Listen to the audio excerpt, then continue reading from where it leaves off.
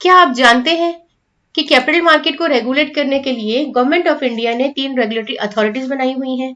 वो है ministry of finance, SEBI and RBI. ये तीनों मिलके ही रूल्स और रेगुलेशंस और कोड ऑफ कंडक्ट बनाती हैं कैपिटल मार्केट के लिए, जिसके under brokers, merchants, investors, companies, mutual fund companies, banks, agents सब लोग रेगुलेट होते हैं। कैपिटल मार्केट एक ऐसी मार्केट है जो ऐसी ट्रांजैक्शंस में डील करती है जो लॉन्ग टर्म सिक्योरिटीज जहां पे बनाई जाती है। ये मार्केट ऑफर करती है long term financial needs different sectors of economy के लिए। ऐसी ट्रांजैक्शंस ऑफ सिक्योरिटीज जो कि सिर्फ शेयर्स और डिवेंचर्स के रूप में मार्केट में हमें मिलती हैं। ये लोगों को इनकरेज करती हैं टू इन्वेस्ट स्मॉल सेविंग्स, जैसे कि हम लोग हैं, हम फैमिलीज हैं, फैमिलीज में से या आम लोग उनके पैसे स्मॉल सेविंग्स के रूप में निकल के मार्केट में आते हैं और प्रोडक्टिव एक्टिविटीज में डल जाते हैं। प्रोडक्टिव एक्टिविटीज जब बढ़ेंगी हमारी मार्केट के थ्रू, तो क्या होगा? अल्टीमेटली इकोनॉमी की डेवलपमेंट। क्लियर? सो ये है डेफिनेशन ऑफ कैपिटल मार्केट, जो कि मैंने पॉइंट्स में बनाई है ताकि आपको इजीली लर्न हो जाए। कैपिटल मार्केट एक ऐसी मार्केट है जो लॉन्ग टर्म सिक्योरिटीज में डील करती है। लॉन्ग टर्म सिक्योरिटीज का मतलब होता है कि जो 1 साल से ऊपर जाती हैं, 1 साल के बाद में जो रिटर्न देती हैं, वो है लॉन्ग टर्म सिक्योरिटीज। अब आगे हम देखते हैं structure of capital market. Capital market का स्ट्रक्चर कुछ ऐसे दिखाई देता है कि जो कैपिटल मार्केट है वो 2 टाइप्स में डिवाइडेड है, प्राइमरी और सेकेंडरी। प्राइमरी क्या है, सेकेंडरी क्या है, हम अभी बात करेंगे, लेकिन अब इतना समझ लीजिए कि प्राइमरी मार्केट और सेकेंडरी मार्केट ही 2 इसके टाइप्स बनते हैं। प्राइमरी फिर आगे 2 में डिवाइड होकर न्यू सिक्योरिटीज मिलती हैं, चाहे वो बॉन्ड्स हो चाहे वो इक्विटीज हो। और सेकेंडरी मार्केट वो है जहां ओल्ड सिक्योरिटीज मिलती हैं, जैसे बॉन्ड्स, ओल्ड इक्विटीज। आइए अब हम समझते हैं functions of capital market. Capital market करती क्या है? कैपिटल मार्केट एक लिंक है सेवर्स और इन्वेस्टमेंट अपॉर्चुनिटीज के बीच में। जैसे कि मैंने अभी आपको बताया कि एक पर्सन है, इसके पास इसकी सेविंग्स है, मान लीजिए इसके पास 1 लाख रुपीज है। 1 लाख रुपीज इसको जाके इन्वेस्ट करना है। अब इसके पास बहुत सारी ऑप्शंस हैं, शेयर्स है, डिबेंचर्स है मार्केट में अवेलेबल। उस कैपिटल मार्केट में डालेगा, उसके थ्रू क्या होगा? वहां पहुंचेगा पैसा जहां उस पैसे की जरूरत है। कंपनीज में जैसे कंपनी के हम शेयर्स खरीदेंगे, डिवेंचर्स खरीदेंगे, तो पैसा वहां लगेगा, तो प्लान्ड वे में एक्सटेंशन होगी, अल्टीमेटली प्रोडक्टिव एक्टिविटीज में वो पैसा लग जाएगा। कैपिटल मार्केट एक ऐसी जगह है जहां पे वेरियस ऑफर्स दी जाती हैं एक बंदे को कि आइए पैसा डालिए, शेयर्स भी हैं अवेलेबल, डिवेंचर्स भी हैं, बदले में रिटर्न लीजिए। जेब में पड़ा पैसा कुछ नहीं देगा। 1 लाख रुपया 1 साल के बाद भी 1 लाख ही रहेगा। अगर वो इस 1 लाख को अपनी जेब से निकाल के फंड, शेयर्स, डिबेंचर्स ऐसी इन इंस्ट्रूमेंट्स में डालेगा तो वो पैसा उसका बढ़ेगा। क्लियर? नेक्स्ट है deals in long term investment. Capital market is a long way to go. ये लंबे समय के लिए इन्वेस्टमेंट होती है, 1 साल से ज्यादा की इन्वेस्टमेंट होती है, जो 1 साल के बाद जिसकी रिटर्न आनी हमें शुरू होती है। So it is a long term investment.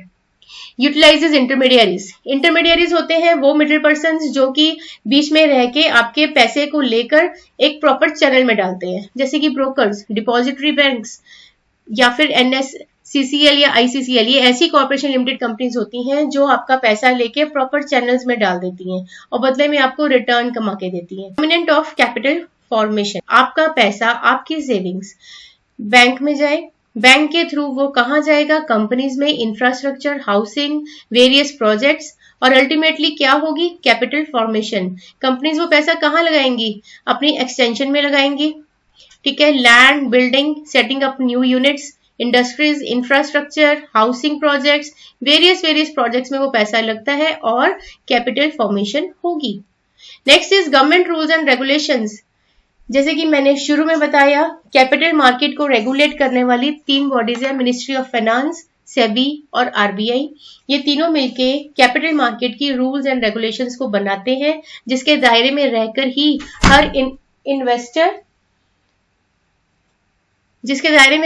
Her investor, broker, agent, mutual fund companies and other companies, financial institutions सब लोग काम करते हैं। चलिए नेक्स्ट है प्राइमरी मार्केट। अब आते हैं हम टाइप्स की तरफ कैपिटल मार्केट की। यह है फर्स्ट टाइप कैपिटल मार्केट की, जो है प्राइमरी मार्केट। इसको न्यू इशू मार्केट भी कहा जाता है। अब क्यों कहा जाता है इसको न्यू इशू मार्केट?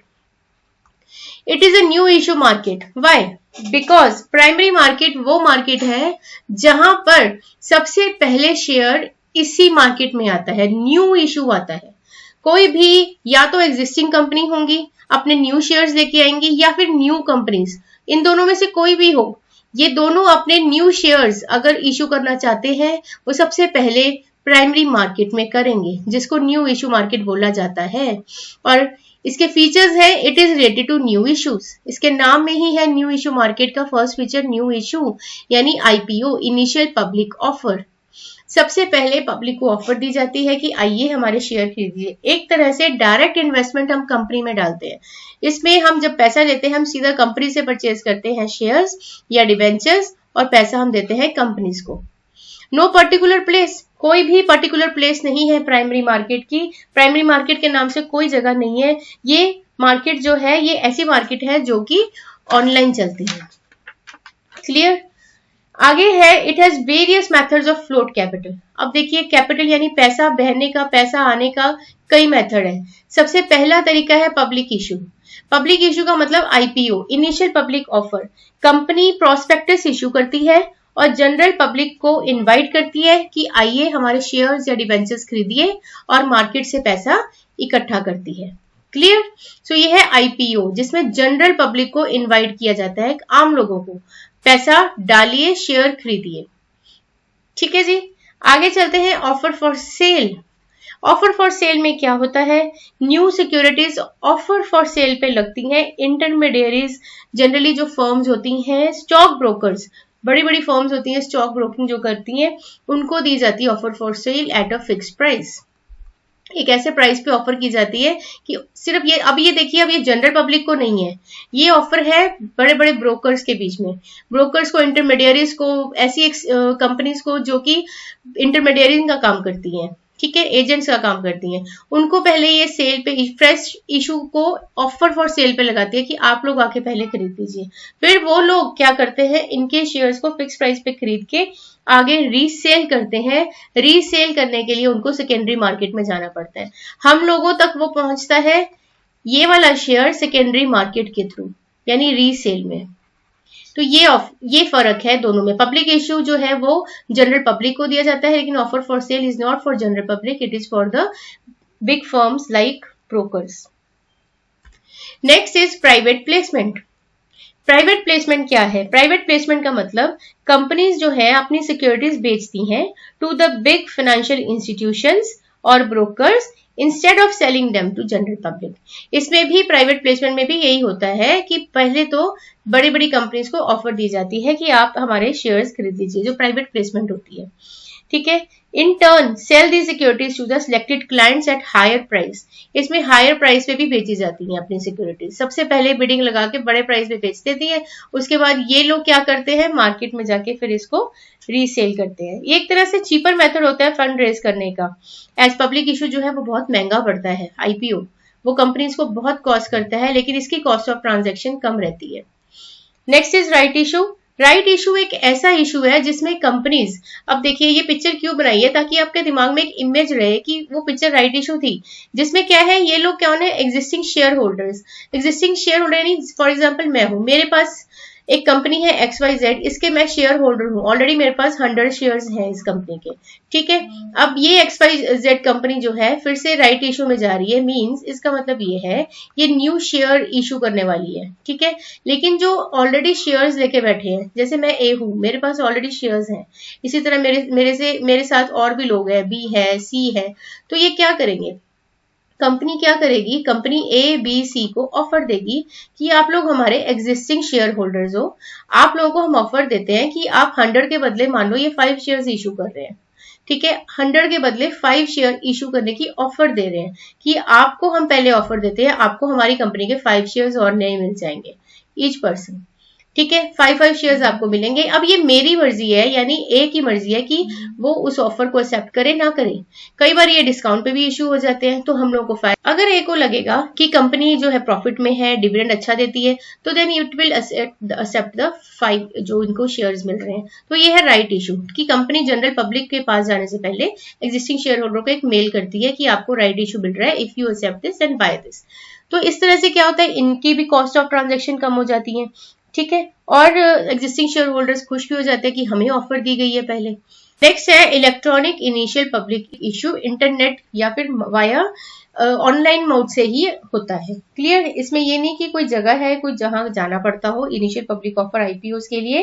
कंपनीज क्या करती हैं, एक रजिस्ट्रार अपॉइंट करती हैं। तो रजिस्ट्रार जो है एक कॉन्ट्रैक्ट ऑफर करता है, स्टॉक एक्सचेंज में अपने आप को रजिस्टर करते हैं, स्टॉक एक्सचेंज के साथ एक कॉन्ट्रैक्ट में एंट्री करते हैं और सारी इंफॉर्मेशन जो है उनको स्टॉक एक्सचेंज को टाइमली प्रोवाइड करता है कि हमारा जो इनिशियल पब्लिक इशू की स्टेटस क्या है और कैसी रहे। इसमें कंपनीज जो है अपनी सिक्योरिटीज को इलेक्ट्रॉनिक मीडियम से ही इशू करती हैं। क्लियर, ये प्राइमरी मार्केट है जो सेकेंडरी मार्केट से पहले आती है। हर नया शेयर जो है वो पहले प्राइमरी मार्केट में इशू होगा। तो ये फटाफट से करते हैं सेकेंडरी मार्केट। सेकेंडरी मार्केट वो जगह है जहां पे ऑलरेडी इशू की हुई जो सिक्योरिटीज है वो बेची और खरीदी जाती हैं। ठीक है, it is a market place where investors sell और buy from existing share holders. Primary market में इश्यू हो चुका है, वो जब सेल और परचेज होता है या रीसेल होता है तो कहां पे आता है, वो सेकेंडरी मार्केट में आता है। चलिए फटाफट से इसके हम फीचर्स देख लें। आफ्टर आईपीओ यानी initial public offer, stocks are traded here. जब सबसे पहले जो आता है नया शेयर वो प्राइमरी मार्केट में आएगा, उसके बाद स्टॉक कहाँ आ जाएगा, सेकेंडरी मार्केट में आके सर्कुलेट होना, घूमना शुरू हो जाएगा, सेल और परचेज। ये लिक्विडिटी, सबसे ज्यादा लिक्विडिटी सेकेंडरी मार्केट में मिलती है।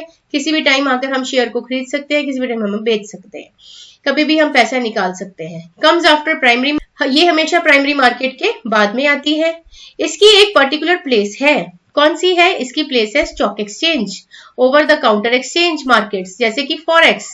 ठीक है, आजकल सबसे ज्यादा चल रही है फॉरेक्स मार्केट्स, तो ये एक पर्टिकुलर प्लेस पे ही एक्सचेंज होती हैं थ्रू स्टॉक एक्सचेंज। क्लियर, आगे है इट एनकरेजेस न्यू इन्वेस्टमेंट। ये एनकरेज करती है न्यू इन्वेस्टमेंट। कोई भी पर्सन आके कितने भी शेयर्स, एज मेनी शेयर ही और शी वांट्स कैन बाय, और व्हाटएवर शी हैज वो उतने उनको बेच भी सकते हैं। तो ये न्यू इन्वेस्टमेंट क्रिएट करते हैं। जो रेट होते हैं शेयर्स के और अदर सिक्योरिटी, वो फ्लक्चुएट भी करते हैं मार्केट में। इनके रेट जो है वो डिमांड और सप्लाई जो है वही फिक्स करेगी मार्केट के थ्रू। न्यू इन्वेस्टर्स मार्केट में एंटर भी करते हैं ताकि इस मार्केट को एक्सप्लॉइट किया जाए। इस तरह से इन्वेस्टमेंट और बढ़ती है। बेसिकली आते हैं मार्केट को फ्लक्चुएट करने, लेकिन पैसा आता है। सो एनकरेज न्यू इन्वेस्टमेंट। तो एक तरह से कंपटीशन बढ़ता जाता है इस मार्केट में, इन्वेस्टमेंट यानी पैसा भी आता है। So this is all about our primary and secondary market, and do comment me if your doubts are there, and we will cover the capital market and secondary market difference in our next video. Up to that, all the best, take care.